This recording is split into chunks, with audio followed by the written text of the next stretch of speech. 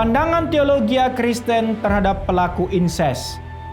Topik ini menyentuh luka terdalam dalam keluarga dan menantang kita untuk melihat bagaimana teologi Kristen berbicara tentang dosa, keadilan, dan kasih Allah di tengah penderitaan yang semacam ini.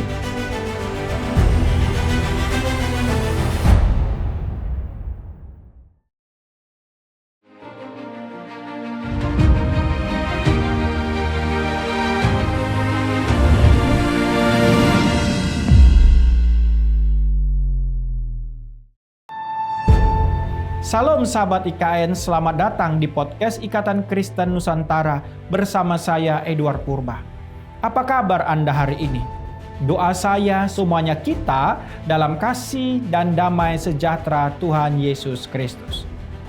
Dalam Alkitab, inses jelas disebut sebagai perbuatan najis dan kekejian terhadap Tuhan.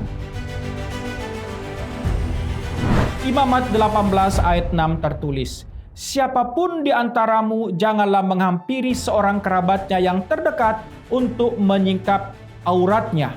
Akulah Tuhan."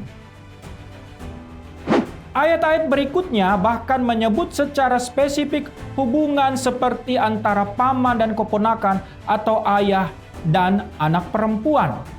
Kalau kita mau melihat di media sosial bagaimana seorang perempuan dewasa yang mengungkapkan bagaimana perilaku paman dan kakeknya yang sudah melakukan inses terhadap dia sejak umur 5 tahun, di mana dia adalah korban perceraian antara orang tuanya. Kejadian itu bisa terlihat saudara-saudara media sosial saudara dan TKP-nya ada di sekitar Riau.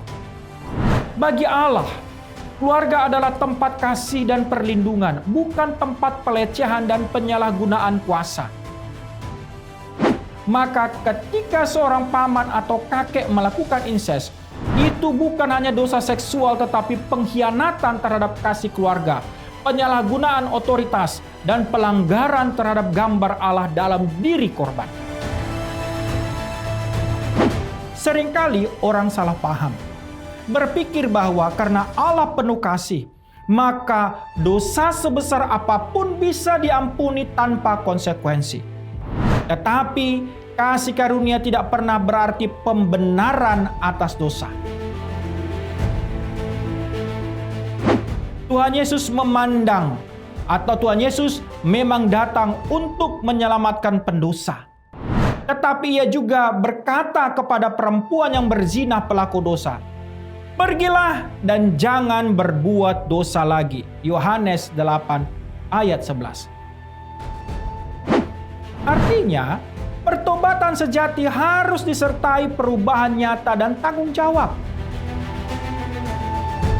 Dalam kasus inses, seorang pelaku yang benar-benar bertobat, pertama, harus mengakui dosanya. Kedua, bertanggung jawab secara hukum dan moral. Ketiga, tidak boleh berlindung di balik pengampunan rohani untuk menghindari keadilan. Hal ini banyak ya, apalagi dia seorang tokoh agama yang melakukan perzinaan semacam ini. Kasih Allah menyembuhkan, tetapi juga kasih Allah menegakkan kebenaran. Tuhan membenci ketidakadilan dan penindasan terhadap yang lemah. Yesus berkata dalam Matius 18 ayat 6, "Tetapi barang siapa menyesatkan salah satu dari anak-anak kecil yang percaya kepadaku, lebih baik baginya jika sebuah batu kilangan diikatkan pada lehernya, lalu ia ditenggelamkan ke dalam laut." Saudara, kalimat ini bukan kalimat hiperbola. Ini adalah satu seruan moral paling keras dari Tuhan kita Yesus Kristus terhadap pelaku yang menyakiti anak-anak dan orang tak berdaya. Dalam terang teologi Kristen, pelaku inses bukan hanya melakukan dosa pribadi, tetapi menodai citra Allah, menghancurkan kepercayaan dan merusak persekutuan umat. Oleh karena itu saya mau mengatakan gereja tidak boleh diam. Teologi kasih bukan berarti menutup mata terhadap kejahatan, tetapi justru berdiri di sisi korban menegakkan keadilan dengan kasih yang benar. Gereja harus menjadi tempat terang dan perlindungan. Ketika kasus insest terjadi, terutama dalam lingkup gereja, gereja dipanggil untuk pertama, melindungi korban dengan kasih dan pendampingan pastoral serta psikologis. Korban bukan pelaku dosa, melainkan korban ketidakadilan yang membutuhkan pemulihan. Kedua, menegur pelaku dengan disiplin rohani dan menegakkan hukum. Pengampunan tidak menghapus tanggung jawab. Pertobatan sejati harus disertai dengan perubahan hidup yang nyata. Ketiga, menjadi suara keadilan di tengah masyarakat. Karena Tuhan menghendaki agar umatnya menjadi pembela bagi yang tertindas. Dalam semua ini gereja berjalan dengan dua kaki teologi, yaitu kasih dan kebenaran. Tanpa kasih, keadilan menjadi kekerasan. Tanpa kebenaran, kasih menjadi permisif. Sahabat IKN, insest bukan hanya pelanggaran moral, tetapi itu adalah luka batin yang menghancurkan generasi. Namun kita percaya, tidak ada luka yang terlalu dalam bagi kasih Kristus untuk menyembuhkannya. Saudara yang menjadi korban, Allah Tuhan melihat dan menangis bersamamu. Ia adalah Bapa yang adil yang memulihkan dan memeluk. Ingat, saudara bagi pelaku, pintu pertobatan terbuka, tetapi pertobatan sejati harus disertai dengan tanggung jawab. Karena keadilan Tuhan tidak bisa ditawar.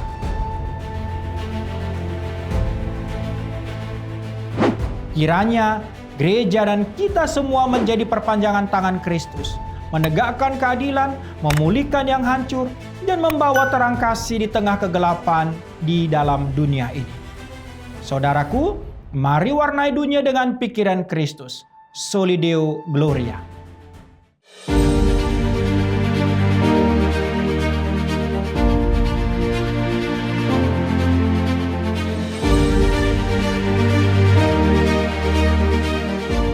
Ikatan Kristen Nusantara adalah komunitas lintas denominasi yang rindu melahirkan generasi Kristen yang maju dan terdepan.